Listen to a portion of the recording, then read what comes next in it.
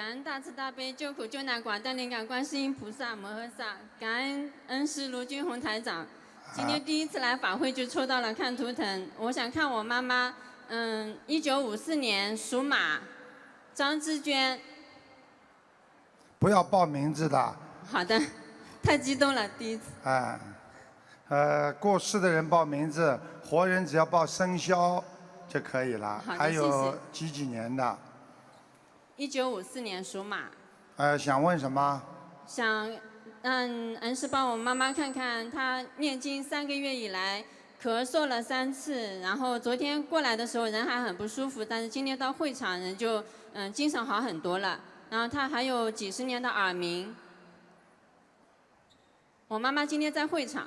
你妈妈是这样的，你妈妈呢，小时候年轻的时候啊，就是说身上有一个打胎的孩子。对对对，她之前。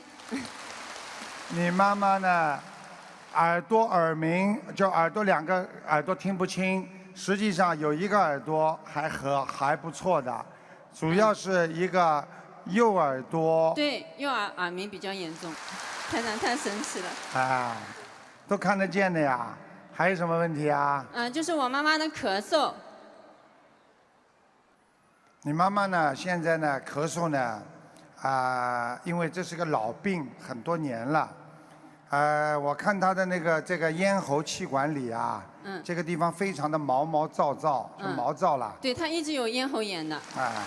叫你妈妈每天要念消灾吉祥神咒49遍。好。好吗？好的。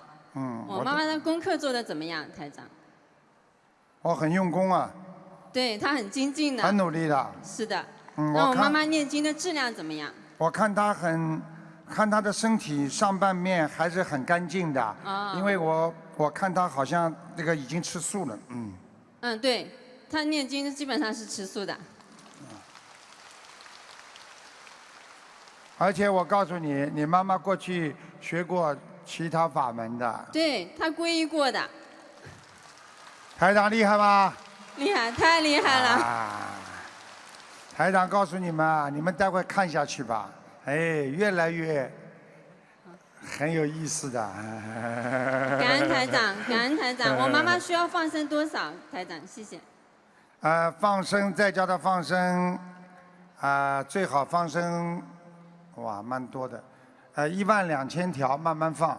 好的，好的。好吧。好的，谢谢台长。你们孩子对她还不错的，很孝顺她的。谢谢台长，谢谢台长。他藏了点钱，叫他以后拿出来放生啊，他比较心痛啊。对，他有退休金。谢谢，谢谢大家。你叫你妈妈还要当心啊，她记性不好，吃点卵磷脂也好，还有头发有点掉，明白了吗？对。